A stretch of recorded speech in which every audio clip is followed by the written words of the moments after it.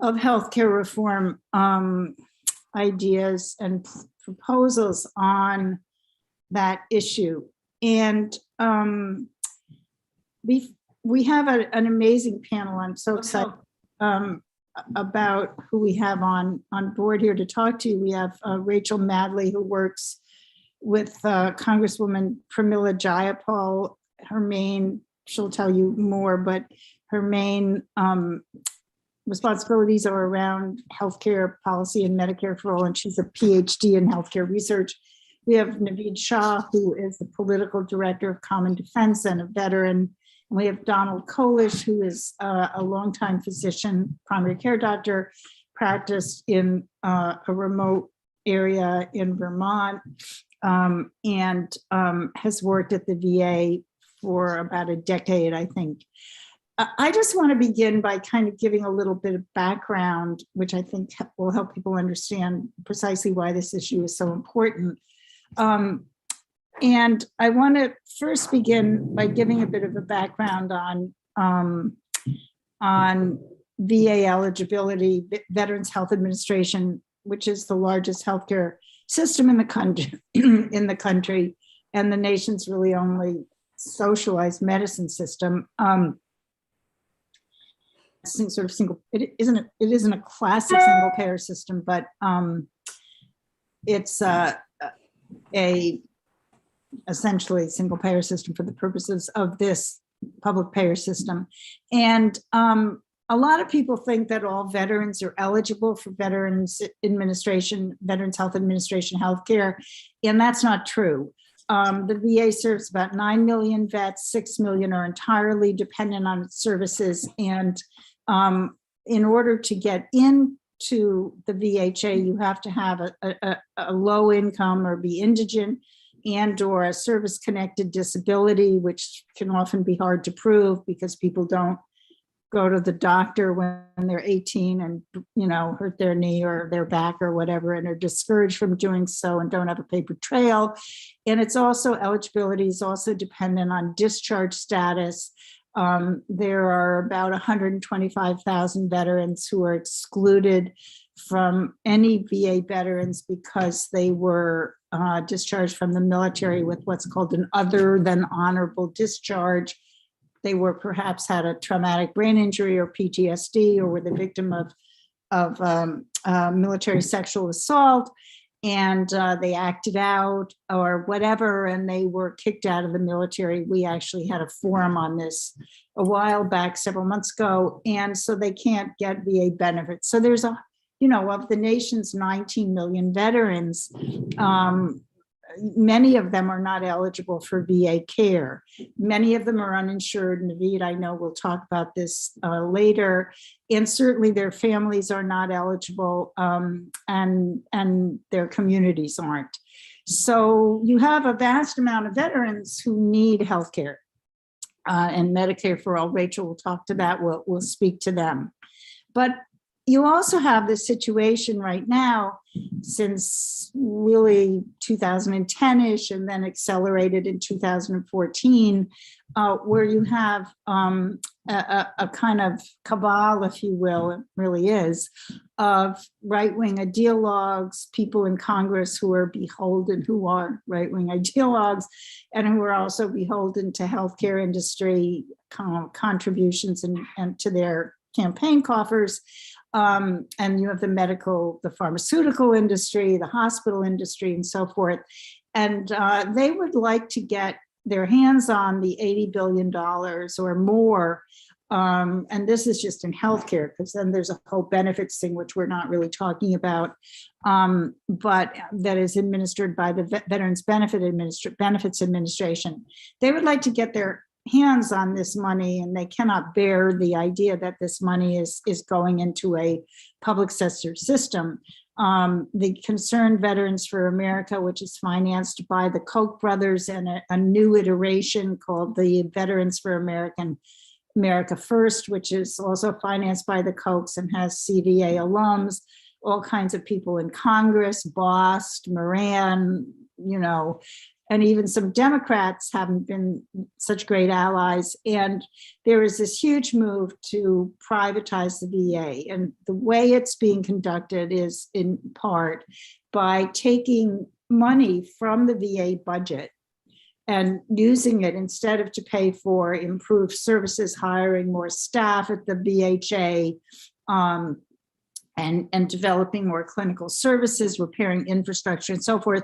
It's being taken out of the VA budget and flows into the coffers of private insurance companies that manage what's called the Veterans Community Care Network, and then thousands and thousands of private sector hospitals, doctors, physical therapists, psychologists, and so forth. And we think that, and the budget for private sector care now comprises in 2020, 20% of the VA budget, the Veterans Health Administration budget. That's increased depending on estimates, and there are various estimates between, in the past 3 years, between 100 and 500%, but it's definitely increasing.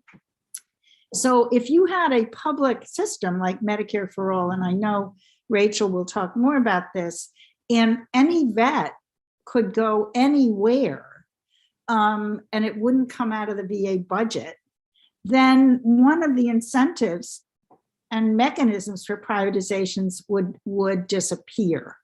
And one of the ways that these privatizers appeal to veterans is promising them choice. Even veterans who say 92% of veterans want the VA to exist, to be better, to be strengthened, to be improved.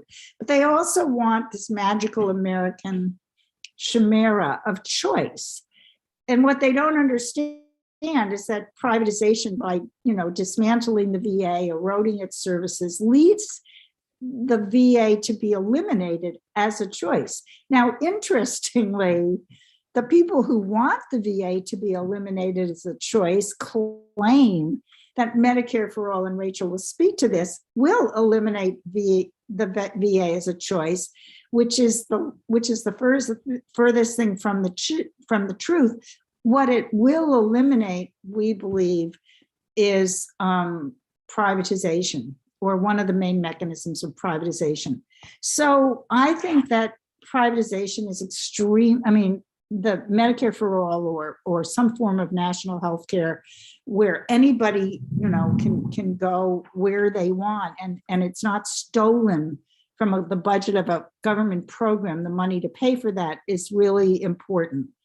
Another reason why this forum is really important, and veterans understanding Medicare for All is really important, is because the right wing, Robert Wilkie, Trump's former VA Secretary of Veterans Affairs, and many other people, Sally Pipes, the Pacific Research Institute, which is a Koch brothers funded anti-government research institute, they all claim that the sky will fall if we have Medicare for All, and the VA will be eliminated. The VA that they want to be eliminated will be eliminated. And that's, again, not true. And it's really important to help veterans understand that. So that's kind of the lay of the land. And I really would like to turn it over to the much greater expertise of folks like Rachel and Naveed and Don, who really understand Medicare for All, and Rachel will take the baton and help us understand this important policy initiative. Thanks so much, Suzanne, and thanks everyone for joining this webinar today. I'm really excited to talk about Medicare for All, which is one of Congresswoman Pramila Jayapal's top priorities in Congress.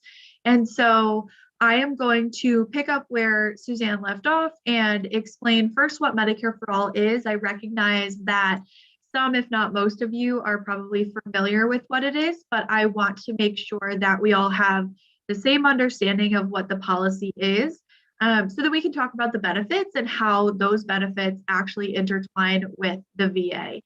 So right now, our healthcare system is incredibly complicated. And I think that many of you likely have healthcare horror stories of dealing with, confusing provider networks or medical bills that you didn't expect, either for yourself or if you are in the VA, possibly for your loved ones, dealing with different insurance premiums, high copays, high co-insurance, things like that. And the truth is that our healthcare system is impossible to navigate because we have hundreds of thousands of different private insurance plans that all have their own different networks. There are different amounts of money that you have to pay when you go to the doctor, different billing codes, and so on. That just creates this Byzantine mess of a healthcare system. And what Medicare for All would do is it would simplify the healthcare system. So instead of all of the different payers right now that we have, which are private insurance companies, so Aetna, Humana, Blue Cross Blue Shield, as well as public payers like Medicare and Medicaid, instead of all of those payers in a big confusing maze, Medicare for All would create one single payer, and that single payer would be the government. Now, the government would reimburse your doctors or hospitals or other medical providers for any care that you receive there. Now, one really important point I want to make is Medicare for All will not change how you get your care from your doctor. So if you like the doctor that you're seeing right now, you can continue to see them. The best part about it is if you don't like your doctor right now, but your insurance company has a restrictive network, you can't find a doctor that you like, that restrictive network will not exist under Medicare for All, and you can go see whatever doctor you would like. So Medicare for All is more of a reform on who is paying for the healthcare. It's not a reform on how you are getting your care. That being said, Medicare for All will free up doctors and nurses and other medical providers to give you better care. So studies have shown that doctors and nurses spend a huge amount of time fighting with insurance companies, dealing with billing and other paperwork tasks, whereas Medicare for All will eliminate almost all of that so that they can actually invest more time in your care. Now, another thing that Medicare for All does is it would cover everyone. So right now, if you switch jobs, if you have a change in your marital status, if you're unemployed, or as Suzanne mentioned, if you are a veteran who does not qualify for the VA, you may find yourself without health insurance. That would not exist anymore under Medicare for All. Everyone will be covered from birth until death, no matter your age, socioeconomic status, gender, sexual orientation, race, ethnicity, everyone will be covered. And that really gets to the heart of what the Congresswoman believes, which is that healthcare is a human right. And the only way we can guarantee that is through Medicare for All. Now, I want to discuss one other really big benefit of Medicare for All that ties into VA privatization. So another benefit of Medicare for All is it removes the profit motive from healthcare. And right now, we have companies in healthcare to make a profit. Your private insurance companies are there because they want to make money off of having you as a beneficiary. With Medicare for All, there are no profits to be made from denying care, denying a claim, billing you for going to see an out-of-network doctor. It removes that profit incentive and really returns healthcare to the number one spot in the priorities in our healthcare system. And I think that is so important and also ties into VA privatization, which I know that Naveed and Don will get into, but we are also seeing increasing privatization of other federal healthcare programs, such as Medicare. There's a Medicare direct contracting program going on right now that's trying to privatize yet another federal health program. And if we can remove the profit incentive from healthcare altogether through Medicare for All, those profiteers will no longer be in the system and will no longer be able to try and co-opt the VA for their own profits. And so, although on the surface, it may seem like Medicare for All and the VA are a little bit distant when you think about it, they are actually very intertwined. And I do want to just note that the Medicare for All bill will not touch the VA. And so I want to make that really clear because we wanted to make sure that everyone can continue getting the care that they like from the VA. And so within the bill, there are specific provisions that discuss not touching the VA, anyone's eligibility for the VA, and things like that. So the VA will still exist, but for those outside of the VA, they will have a comprehensive Medicare for All program. And folks who are covered in the VA are also covered by Medicare for All. So it's the best of both worlds. So I will leave it there, and I'm happy to answer any questions in the chat. I'm actually going to put a quick schematic in the chat. It's a great cartoon which shows our messy healthcare system on one page and how simple it would be on the next page if we had single payer. And I'm going to answer a question real fast. The Native American healthcare system is also not going to be touched. So same thing as the VA, it'll remain intact, but folks who are covered under that will also be covered under Medicare for All. Great. So, Naveed, would you speak next about, the veterans' position on this, or your particular veterans' position? Yeah, absolutely. Thanks so much, Suzanne, and everyone at VHPI for having us, and everyone for joining today. I really appreciate it. I'm an Army veteran myself. I served in Iraq way back in 2010, and now I'm the political director of Common Defense. We're a progressive veterans organization. We have about 300,000 members around the country. And I reached out to a few before this discussion to find out, what their thoughts are on Medicare for All and how they view it. And I reached out to these folks because I know that there has been a lot of this high level discussion, but I wanted to see how it had so far translated down through the ranks. And one of my members actually said that I would be very interested in a VA, in a Medicare for All system alongside the VA, because women's healthcare is very difficult to manage within the VA system still, and that while they are able to get care, they still would almost prefer in some cases to be able to go outside the VA system if that's easier for them, and they would like to be able to go to the VA for things that are related to their service, but in some cases they would like to be able to go outside the VA system, and providing a Medicare for All system would open up those choices for them. And someone else also mentioned that Medicare would be the first step in addressing social disparities in our country, that the healthcare is a human right and should be treated as such. And to the there is a lot of talk amongst the VA, the folks on the other side of the aisle who are a little bit more conservative, who see the VA healthcare system as something that they can use to corporatize healthcare, and that they also at the same time see Medicare for All as damaging to the VA system. But they said that choice is a great example of how single payer should work. And the fact is that most doctors at this point don't want to participate or service veterans in the VA choice program, and because prices are set by the government, and they opt out. And so it actually limits veterans' choices. So, want to talk about those two claims that I've heard, right, that from the other side about why Medicare for All would be bad. And number one, they say that Medicare would dismantle TRICARE, but that's again not true. So the fact of the matter is that Medicare for All would make it simpler for everyone, right, including military personnel, retirees, veterans, their families will be able to access care at any provider of their choice, and it would be paid for by Medicare for All.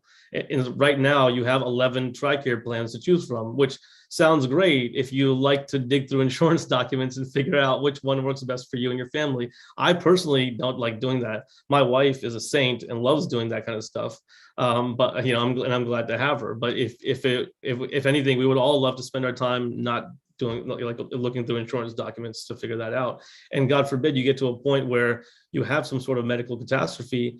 Now maybe you've picked the wrong plan that's not going to work for you, and you're going to be bankrupt, right? So Medicare for All would really, number one, it would dismantle all the private health insurance bureaucracy and open up these choices. So if you're for choice, then Medicare for All really is the only choice that you should be for.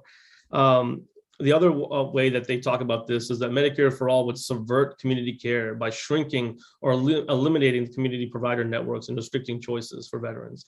And again, it's just not true, right? Because Medicare for All would be, in fact, unrestricted community care access for veterans and their families and for everybody, right?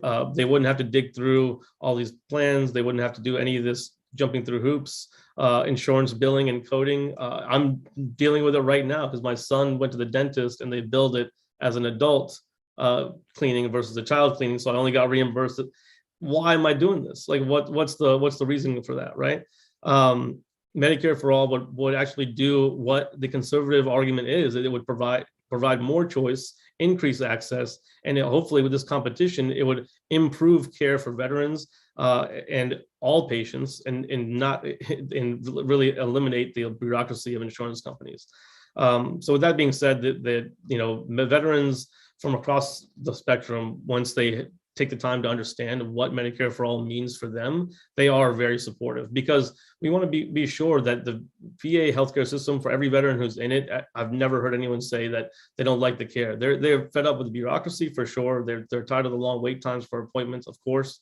But when they are able to access care, when they are able to see a provider, it's world-class care. It's some of the best care in the world, and because it's been developed specifically for the needs of our community, it is really the best care that you're going to get as a veteran.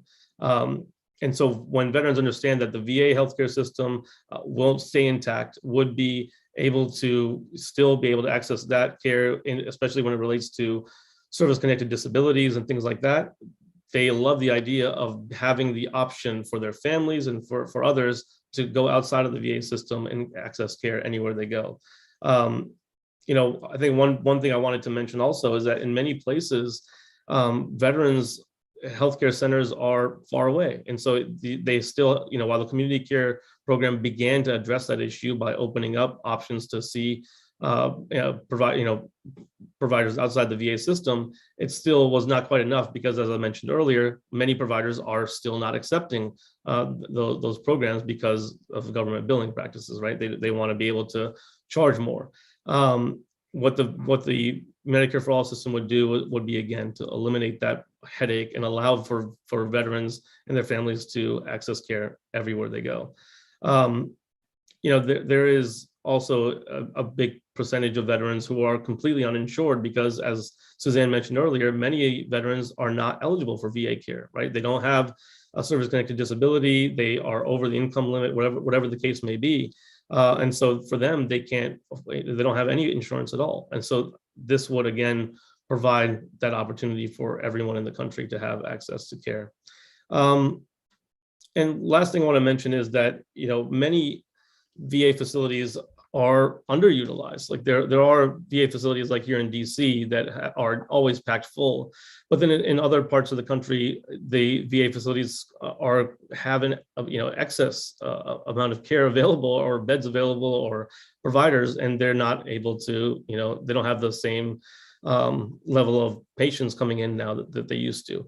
What I would like to see happen is for the VA system to be opened up to more veterans, maybe even their families, so that they can access care, where it's available. This was actually something that was proposed by another VSO, the American Legion, but because of other politics, it wasn't supported. And so I think this is an opportunity right now for veterans of all stripes and veteran service organizations, from the American Legion and the Veterans of Foreign Wars to newer organizations like the Iraq and Afghanistan Veterans of America, to get on board and support Medicare for all, so that all of us can have access to care, not have to worry about where our families are going to go or the medical bills that are going to come up if we have some sort of catastrophe in our family, and really be able to get the benefits that we earned as service members, right? I think that's one of the biggest things that I always go back to, is for many of us who, whether you served overseas or not, you raised your right hand, you signed on the dotted line, and you took that oath to serve your country. The least your country can do is provide the care for you, when you come back home. So I won't, belabor the point, Suzanne. I'll pass it back to you, and happy to answer any questions you have. Thank you. And I just, before we go to Don, I really want to reiterate that I think that having a Medicare for all system where we have a bigger pot really presents the opportunity to include veterans in the VA who would like to go to the VA, but who can't right now because of discharge status, income, or service-connected disability. I mean, I know so many vets who would like to go to the VA, and it also presents the opportunity to really eliminate all these crazy eligibility requirements that nobody understands. I was just talking to a vet who was told that he wasn't eligible for the VA care by a veteran service or officer who didn't understand the rules. And, you have these crazy rules that are so complicated. It's kind of like not as bad as the 1,500 different insurance companies. But I think if you had Medicare for all eventually down the line, you would have more money to spend on healthcare for everybody, including veterans and their families. And that would mean that you would have, you could get a bigger budget for the VA to include more veterans. So I'd like to call on Don.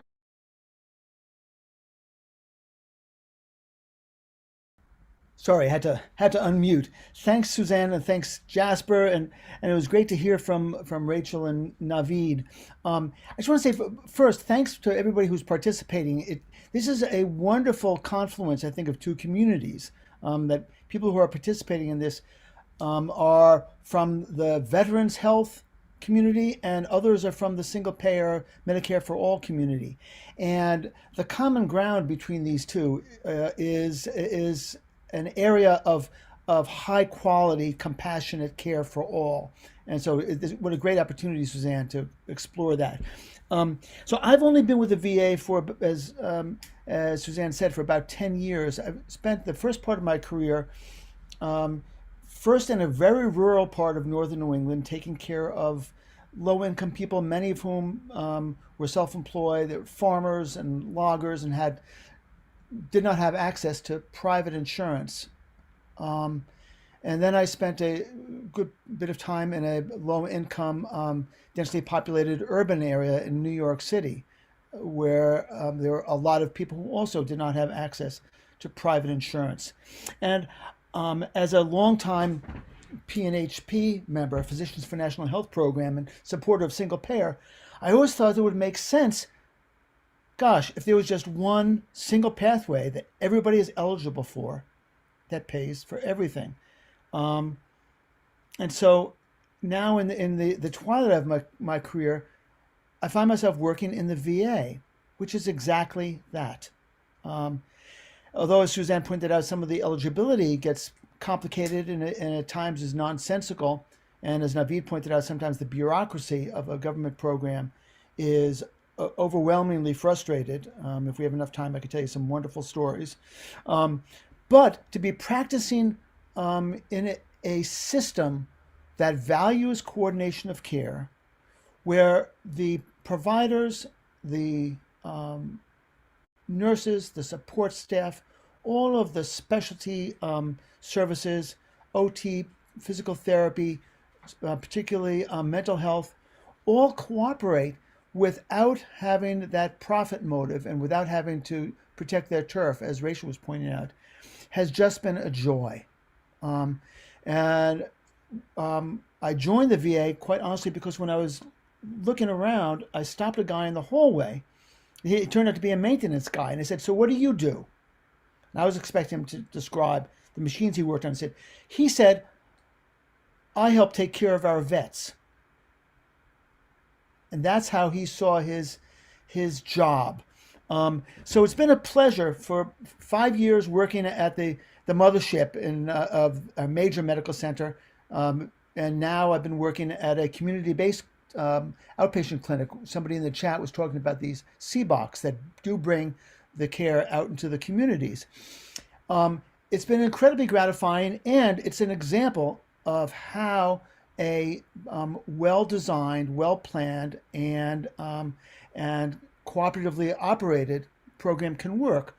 So I just want to zero in, if I can, Suzanne and Jasper, on what I think may happen if and when we get, let me just say when, not if, we get a single payer system. And parenthetically, I'd like to say it's not just Medicare for all, but it's improved Medicare for all. Naveed, you were referring to dental care. Many vets do have a hard time getting access. There's a nice picture. But in the civilian world, Medicare does not cover dental, does not cover eye, does not cover hearing, a bunch of other things it doesn't cover. Some of those are well covered in the VA. Vision and hearing are wonderful. Dental is a little bit more problematic, but improved Medicare for all, such as in Representative Jayapal's bill, would include all of those, and also parenthetically the companion bill in the Senate that's primarily sponsored by Bernie Sanders. So I take care of two groups of vets. One are those who choose to come to the VA, and they choose to come for a couple of reasons. One is the quality of care, as Naveed mentioned, and that's quality of care that's enhanced by a sensitivity to the shared experience that veterans have. And there are many people, my hiking buddy is a vet. He gets some of his care in the VA and some of it outside of the VA.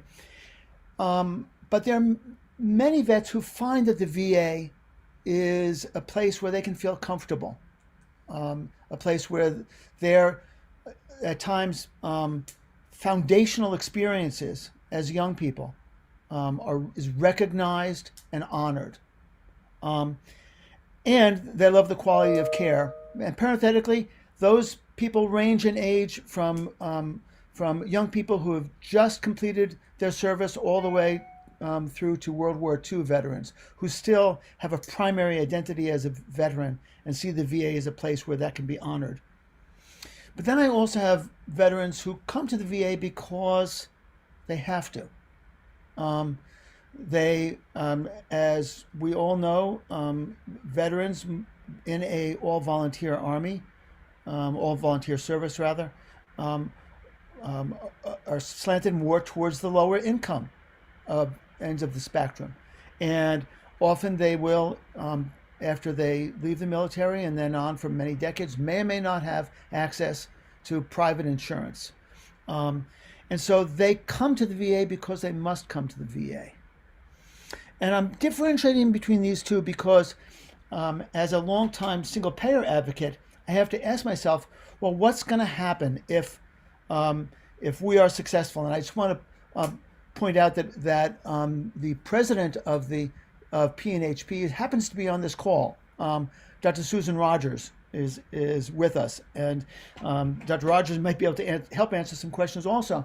But if, let's say, Medicare for all happened tomorrow, what would happen to the VA?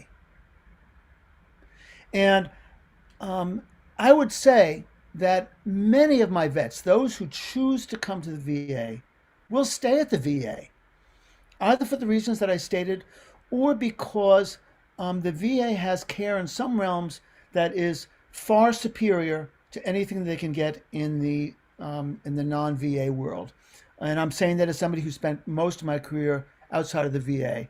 And that includes care for particularly combat-related PTSD. But PTSD in general, whether it was for something that occurred while you were in the service, either combat or military sexual trauma, or quite honestly, just the stress of being a service person, it's not an easy job. It is an incredibly stressful job. And the command structure, it can be very stressful. So there's a lot of PTSD. The care for in mental health at the VA is superior. Our care for TBI, traumatic brain injuries, is superior. And our care for complex chronic diseases is in many ways superior because of the resource and attention that is paid towards having a strong primary care system. There are all too many people who have multiple chronic diseases cared for in the civilian world who will have a cardiologist, a gastroenterologist, a rheumatologist, an endocrinologist, and they don't have anybody who knows the entire person. Whereas in the VA, primary care doctors, such as myself, have a major role of guiding the team and taking responsibility for caring for the whole vet. And so that sort of care is superior in the VA as compared to many other systems in which I've worked. But there will be vets who will choose, if there is a well-functioning Medicare for all system, to leave the VA. They might, if Naveed is correct, we may be able to expand services to have children, but quite honestly, that's not ever been the VA's mission. And so some of my vets might choose to go out into the civilian world so they can have care in the same system as their spouses, partners, and children. But they will also have a choice for those vets who either are not close to a community-based outpatient clinic or to one of the major medical centers.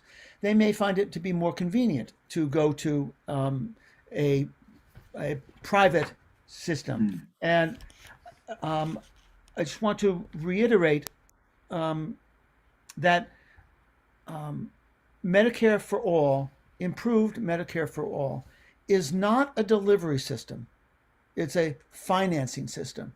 And the systems of delivery of care, including the Native American Indian Health Service and the VA, will continue. However, what is going to be removed from the system when we achieve Medicare for All is the insurance industry, which, to both my knowledge and my experience, adds no value to the healthcare equation at all. So there's not only 30% savings, but there is a realignment of values towards the care of people rather than towards profit. So I think that in sum, I think that having Medicare for All will improve care for veterans' families, and for many veterans will improve care. It will provide both an opportunity and a challenge for the VA to redefine itself, to focus on its strengths, and also to teach much of the private world how coordinated, patient-centered, and community-centered care can be well implemented. And so thank you for this opportunity to talk with you all. And I do really welcome questions and looking forward to our conversation. So we have about 20 minutes, I think, for questions. I'd love to hear from folks like Susan Rogers and Mark Dudzik, and Jason Kelly has joined us. He's a pulmonologist at Wright River Junction. And I'd love to hear from them. The one thing I would say is that, two things I'd like to add is that John ended on a very positive note about the American healthcare system learning from the VA as opposed to cannibalizing the VA. And I think that Medicare for All affords an opportunity for that, because the VA is a payer and a provider of care, and Medicare for All is a payment system. And, you know, in my view, Medicare for All is a necessary but insufficient condition to reform the American healthcare system. I also think that we also have to add the COVID situation in here, because the American healthcare system is collapsing as we speak, literally as we speak. And the VA is more important than ever because of this frightening collapse. And I think that, you know, right now, the VA is very hampered in its ability to compete for veterans because it can't advertise, it can't market, it can't reach veterans, because the idea of the VA, you know, the people who favor the market and believe that the market should run everything, including how you raise your kids, you know, really, the corporatization of everything. They, right now, oh my goodness, I just think I lost my train of thought, but right now, right now the VA is not allowed to compete with the private sector because it's not allowed, they don't want it to best the private sector. They don't want people to be saying, like I say every day, because I know so much about the VA, how come I can't get care there, And I think that if you liberated us from this kind of corporate system, then the VA would be able to not only teach the private sector a thing or two, but also, compete for veterans in a more effective way. We'd also get rid of the private insurers who are ripping off the VA as we speak, TRICARE and Optum, TriWest and Optum, who run this so-called community care program and who've stolen millions, if not billions, from it. So I'd love to hear from some of the not usual suspects. I'm very excited that folks who are in the healthcare reform movement have joined us. I think sometimes, and I'll say this very respectfully, that healthcare reform activists don't pay enough attention to veterans, and veterans don't pay enough attention to healthcare reform activists. I don't think that they pay attention enough to the VA. They don't know enough about the VA. So I'd love to hear from anybody who has a question, but particularly I'd love to hear from Susan, from Jason, Mark, the healthcare reform activists who don't usually show up to these forums, but other folks too. And Jasper, are you monitoring that? Because I don't know how to do that. Yeah, I mean, if someone wants to ask a question, they can either type it in the chat specifically, or they can unmute themselves and ask, or raise their hand if they know how to use that feature. Susan Rogers would. Yes, I'm here. Thank you, Suzanne. I was not expecting to say anything on the call today. I was here to learn, but this is fine. As the president of PNHP, I clearly advocate for Medicare for all, because that is the only way that we can get care to everyone. And we have to remember, though, that as wonderful as the VA is in a lot of respects, the Black veterans who get discharged dishonorably really eliminates their ability to take advantage of the VA. And that's part of the structural racism in this country. And that whenever we have isolated areas where care is delivered, even if it's delivered well, it has to be all inclusive. And even the VA is not all inclusive because of the infrastructure of racism in this country. And so there's no question that we will save money with a Medicare for all system. The unnecessary out-of-pocket expenses, the limited networks that limit the ability to access appropriate care, all of that would be eliminated by a Medicare for all. And one of the roles the VA can still have, though, is their area of expertise with the specific issues. There are many unique issues that Don alluded to that occur with military veterans. And I think that they have the area of expertise in that other, let's say, mental health providers may not have, dealing with the mental health issues of veterans. Some of the comorbidities from the anatomical disruptions that come from injuries during war is uniquely taken care of at the VA, that maybe trauma surgeons in the general population would have, expertise in that too. So I think when we talk about a whole Medicare for all system, we have to make sure that even as isolated pockets of expertise in this country still provide access to everyone, just like they would with Medicare for all. Thank you so much. Jason, do you want to say anything, Jason Kelly? Yeah, Dr. Rogers' comment is very well taken, because having worked for 24 years within the VA, I hadn't ever heard about the fact that perhaps veterans of color have been excluded from the VA through dishonorable discharges. That's a fascinating area, tragically, obviously. Another way which they may be excluded is that, as I wrote in the chat, only about 6 to 8 million of our living veterans of the 22 million are able to access VA care based on their income.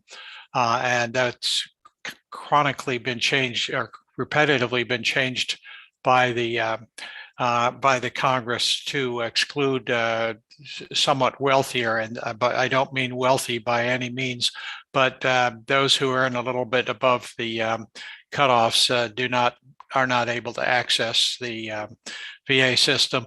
So I'm even more optimistic than Don that if we had the healthcare reform we've been talking about, maybe many more veterans who haven't accessed VA care because of those constraints would choose to.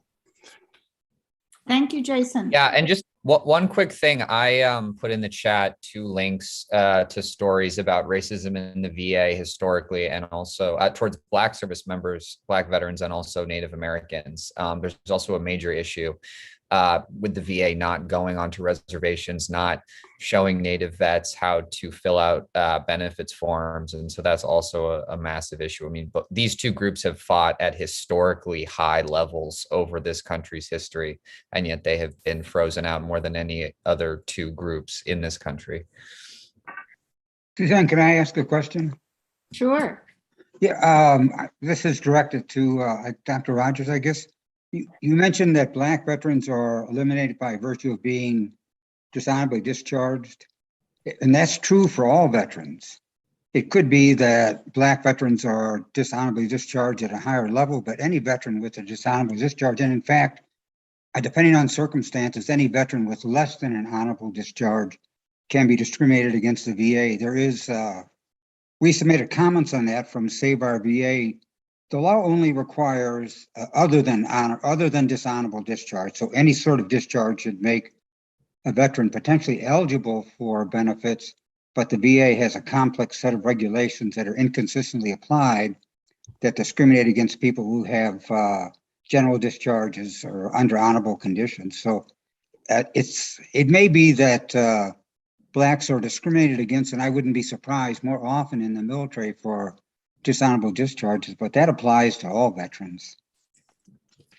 Yeah, thank you for the question, but can I just respond to that? Because I don't have the numbers in front of me, but the statistics show that Black veterans are more likely, vastly more likely to be dishonorably discharged than white veterans. And it's the same racism that takes place everywhere else.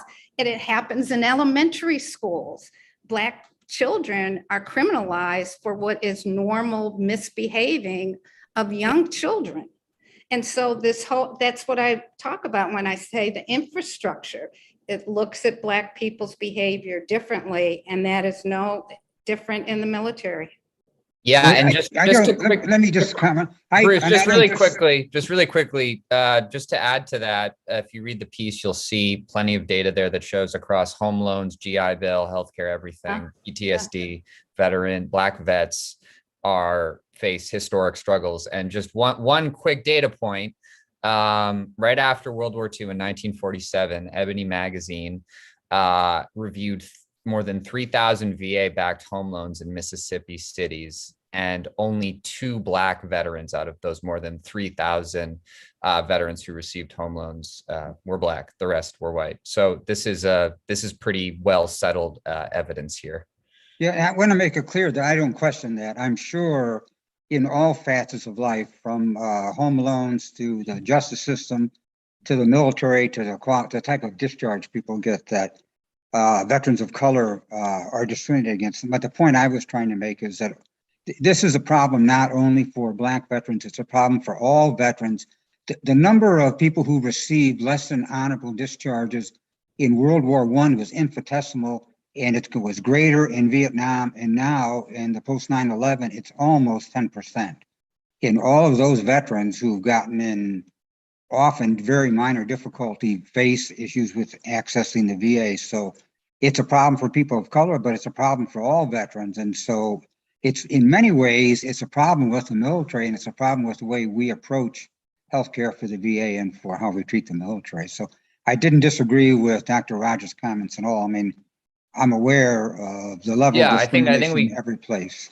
I think we get that. And yeah, I mean, certainly there's major stigmas against mental illness, and many people who get dishonorable discharges are suffering from mental struggles, often brought on by military service.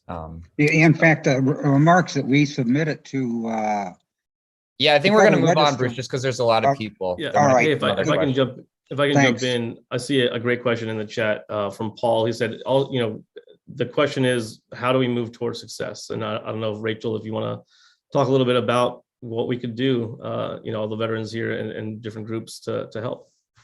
Yeah, so that's a great question, and I would love to answer it. And so I think what is really special about this event, but also kind of having these two movements that work in tandem, but sometimes not always together, meaning the Medicare for All movement and the VA movement to really save the VA and stop privatization, is there are an overwhelming number of people in both of these movements. And if we really combine the movements to fight for what we all want, which is removing those profit motives from healthcare and making sure that whether it's veterans or veterans' loved ones or just anyone in the US can get their highest quality healthcare. And so I really think working together and across our movements is going to be really, really important. I always love to tell this story, but before I started in the Congresswoman's office, I worked in New York State on single payer healthcare bills, and we were having a rally outside of a building in Albany, which was the state capital, and we brought tons of people with signs, and we had food and bullhorns, and we had the people, the energy, and there was a group that was against single payer healthcare in New York State, and they just showed up with a truck and a big billboard on the back that said something about how a scare tactic about how single payer was bad. They didn't have people behind them. They don't have energy behind them. The only thing that they have is money that they've made from profiting from our healthcare. And I think we really have to use the people power that we have in both the VA movement as well as the Medicare for All movement to fight back against it. And what does that look like? It means telling your stories if you're comfortable, either of a struggle to get healthcare in our private system or in the VA due to the privatization. I mean, we've seen decreased staffing at the VA, and we need a lot more investment in staffing in the VA itself. However, it's been, siphoned off and privatized, and a lot of VA funding is going to private providers. If we stop that, we could bring that money back and we could increase the staff at the VA. So sharing your stories, contacting your members of Congress. I know the Congresswoman loves to hear from people about their healthcare desires and the need to pass Medicare for All. So contacting your congressional elected representatives, either on Medicare for All, VA privatization, or both, is always really, really helpful. But I think focusing on the people power and really putting the pressure on Congress to move Medicare for All forward and stop privatization of the VA. And I will kind of pass it to either Naveed or Don or Suzanne if they have anything they want to add on that. No, I think you put it very perfectly, Rachel. Like, that's exactly what we're asking our members to do, and all of our supporters to do is talk about your story. Like that, there is a lot of numbers and facts and figures that we can get into. But at the end of the day, what both legislators and the public needs to hear is why this is going to be important for you. And you, as I mentioned earlier, the points that the other side is using to fight against Medicare for All and saying that it's going to limit access and limit choice, those things aren't true, right? The fact is that a Medicare for All system would open up options for vets and protect the VA healthcare system and protect the Indian healthcare system so that everybody has access to the care that is, appropriate for their service-connected disabilities, that's culturally appropriate, and allows providers to get out from under the thumb of the insurance bureaucracy, right? And all of us, really. So I think those are the key takeaways that, if you have any, and I see a lot, the chat is going crazy, so I'll just say that and pass it back to Suzanne. Thanks. Yeah, Bridget, did you want to make a very, very quick comment? I see your hand is up. Bridget? Okay, maybe I'm. I had to unmute myself. Oh, okay. So I'm sorry to, and this is going to be very quick. I'm sorry to bring up something that is off topic, but it is extremely important. It's related to VA healthcare. If anybody is on the chat that deals with anything in the VA Women's Clinic, if they could please contact me, I put my information there. I just have to start by saying I get really great healthcare at the VA. I don't want to go to the media because they will tend to just use a veteran to make a bad VA story. And I have been dealing with a very stressful situation, that's like an understatement, since August in the VA Women's Clinic. It's just really creepy. Can I just interrupt you? Do you think we could do this offline? Because I think we have just a few more minutes, and I think it would be great. We would really love to help out, and I know folks would love to help out and hear you. And it's probably a longer story than we have time to hear now. It is. So do you think we could talk to you offline? That would be awesome. That's exactly what I'm looking for. Okay, that's like so super. And thank you. I'm really sorry. Jasper, do you have control over the? Don was going to say something. Don, I see your hand up, so you can, if you want to sort of close this out here. Well, thanks. I think one of the challenges, because I agree, the key question is how do we move forward? I think that we have to think about the intersectionality of our various movements. I think that there can be, many of us spend a lot of time looking for racial health justice. Having a single payer Medicare for all approach is a necessary but not sufficient component of racial health justice. Many of us are interested in mental health. We cannot have good mental health for all unless there is a single pathway, such as Medicare for all. We cannot have good care for veterans unless all veterans have access to care. We cannot have good health care for veterans unless veterans' families are well cared for. My suggestion or my hope is that each of us will remember this intersectionality, and when we are fighting for racial health justice, we will find a way to say along the way, and make sure that you fight for Medicare for all. And at every PNHP Medicare for All rally, we say, do not forget that people of color suffer disproportionately and need Medicare for all as much or more than anybody. We have to find those areas of common ground and speak to them at every opportunity.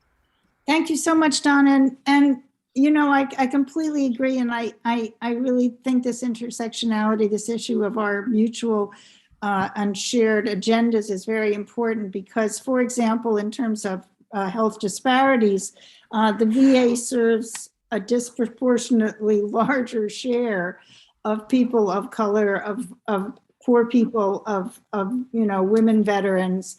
And in the recent COVID crisis, for example, there were way fewer deaths of people of color in the VA system in the initial rounds of COVID than there were in the other healthcare system.